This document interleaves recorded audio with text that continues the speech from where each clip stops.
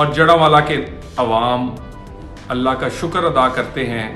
کہ اللہ تعالیٰ نے پاکستان مسلم لیگ نواز کے حمایت یافتہ امیدوار کو جڑاوالا میں میونسپل کمیٹی جڑاوالا کا چیئرمین منتخب کیا، اور نہ صرف یہ بلکہ یہ بھی ثابت ہوا کہ ابھی بھی عوامی حمایت پاکستان مسلم لیگ نواز کے لیے ہے، میاں نواز شریف کی لیڈرشپ کے لیے ہے، ان کے کیے گئے کاموں کے لیے ہے۔ پہلے بھی جڑاوالا شیروں کا شہر تھا اور آج پھر گیدڑوں کو شکست ہوئی، آج پھر پی ٹی آئی اور حکومت اور حکومتی ہتھکنڈوں کو شکست ہوئی۔